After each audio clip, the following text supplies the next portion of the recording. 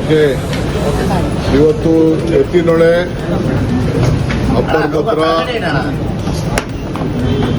ಮತ್ತು ಮೇಕೆದಾಟು ವಿಚಾರದಲ್ಲಿ ಇವತ್ತು ಸಭೆಯನ್ನ ಕರೆದಿದ್ದೆ.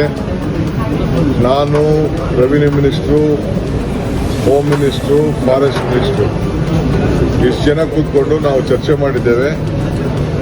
ಎತ್ತಿನೊಳೆ ವಿಚಾರದಲ್ಲಿ ಫಾರೆಸ್ಟ್ ಇಂದ ಏನು ಕ್ಲಿಯರೆನ್ಸ್ ಆಗಬೇಕು, ಆ ಕ್ಲಿಯರೆನ್ಸ್ಗೆ ಕೆಲವು ಕಂಡೀಷನ್ ಆಗಿ ಸೆಂಟ್ರಲ್ ಗೌರ್ಮೆಂಟ್ ಅವರು ಕಳಿಸಿದ್ರು. ಸೊ ನಮಗೆ ಆಲ್ಟರ್ನೇಟಿವ್ ಜಮೀನು ಏನು ಕೇಳಿದ್ರು ಆ ಜಮೀನೆಲ್ಲ ಕೊಡಲಿಕ್ಕೆ ಫಾರೆಸ್ಟ್ ಇಲಾಖೆಗೆ, ರೆವಿನ್ಯೂ ಇಲಾಖೆಯಿಂದ ಎಲ್ಲ ಟ್ರಾನ್ಸ್ಫರ್ ಮಾಡ್ತಾ ಇದ್ದೀವಿ. ಒಂದು 10% ಉಳ್ಕೊಂಡಿತ್ತು, ಅದಕ್ಕೂ ಕೂಡ ನಮ್ಮ ರೆವಿನ್ಯೂ ಇಲಾಖೆಯವರು ಕೊಡಲಿಕ್ಕೆ ಒಪ್ಕೊಂಡಿದ್ದಾರೆ. ಈ ವಾರದಲ್ಲೇ ಅವ್ರಿಗೆ ಜಮೀನನ್ನು ಟ್ರಾನ್ಸ್ಫರ್ ಮಾಡ್ತಾ ಇದ್ದೀವಿ. ನಿನ್ನೆ ನಮಗೆ 257 ಕೋಟಿ ರೂಪಾಯಿ ಕೊಡಬೇಕು ಅಂತೇಳಿ ನಮಗೆ ಇದನ್ನು ಕೊಟ್ಟಿದ್ದಾರೆ. ಏನು ಅದಕ್ಕೆ ಮಿಟಿಗೇಷನ್ ಪ್ಲಾನು ಮತ್ತು ಫೈನು ಇವೆಲ್ಲ ಸೇರಿ ಕೊಡಬೇಕು ಅಂತೇಳಿ ಫಾರೆಸ್ಟ್ ಇಲಾಖೆಯವರು ಕೊಟ್ಟಿದ್ದಾರೆ. ಸೊ ಅದನ್ನು ಇವತ್ತೇ ನಾವು ಕಟ್ಟಲಿಕ್ಕೆ ಮಾರ್ಗದರ್ಶನ ಕೊಟ್ಟಿದ್ದೀವಿ. ಆ ಹಣನ ಕೂಡ ಇವತ್ತು ನಾವು ಅವ್ರಿಗೆ ಕಟ್ಬಿಡ್ತೀವಿ.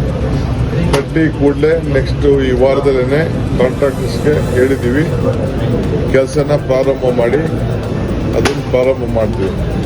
ತುಮಕೂರದು ಕೂಡ ಲ್ಯಾಂಡ್ ಅಕ್ವಿಷನ್ ವಿಚಾರ ಏನು ಉಳ್ಕೊಂಡಿದೆ ಅದು ಕೂಡ ಕೆಲಸ ಇದನ್ನ ಏನು ಸರ್ವೆ ಮಾಡಲಿಕ್ಕೆ, ಪೊಲೀಸ್ ಪ್ರೊಟೆಕ್ಷನ್ ಇಟ್ಕೊಂಡು ಮಾಡಲಿಕ್ಕೆ ನಾವೇನು ವ್ಯವಸ್ಥೆ ಮಾಡಬೇಕು ಅದನ್ನು ನಾವು ಮಾಡ್ತೀವಿ.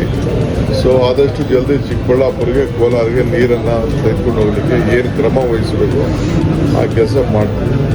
ಮೇಕೆದಾಟು ಸಂಬಂಧಪಟ್ಟಂತೆ ನಾವು ಈಗಾಗಲೇ DPR ಸಿದ್ಧತೆ ಆಗಿದೆ, ಅದನ್ನು ಕೂಡ ಫೈಲ್ ಮಾಡ್ತಾ ಇದ್ದೀವಿ. ಅದಕ್ಕೇನು ಬೇಕೋ ಎಸ್ಟಿಮೇಟ್ ಎಲ್ಲ ಕೂಡ ಸಬ್ಮಿಟ್ ಮಾಡ್ತಾ ಇದ್ದೀವಿ. ಅದಕ್ಕೊಂದು ಕಮಿಟಿಗಳಿದೆ, ಆ ಕಮಿಟಿ ಮುಂದೆ ಹೋಗ್ತದೆ. ನಾವು ಅವ್ರಿಗೆ ಪರ್ಮಿಷನ್ ಕೊಟ್ಟಿದ್ದೀವಿ. ಸುಮಾರು 5300 ಹೆಕ್ಟೇರ್ ಜಮೀನು ಅವ್ರಿಗೆ ಫಾರೆಸ್ಟ್ ಇಲಾಖೆಯವ್ರಿಗೆ ನಾವು ಕೊಡಬೇಕಾಗ್ತದೆ, ಬೇರೆ ಕಡೆ ಆಲ್ಟರ್ನೇಟಿವ್ ಲ್ಯಾಂಡ್ ರೆವಿನ್ಯೂ. ಅದು ಕೂಡ ಮಾತಾಡಿದ್ದೀವಿ. ನಮ್ಮ ಇವರು ACS ಅವ್ರು ಇಲ್ಲ, ಅವ್ರು ಬಂದ ತಕ್ಷಣ ಇನ್ನೊಂದು ಮೀಟಿಂಗು ನಾನು ಕೃಷ್ಣ ಬೈರೇಗೌಡರು ಮಾಡ್ತಾ ಇದ್ದೀವಿ.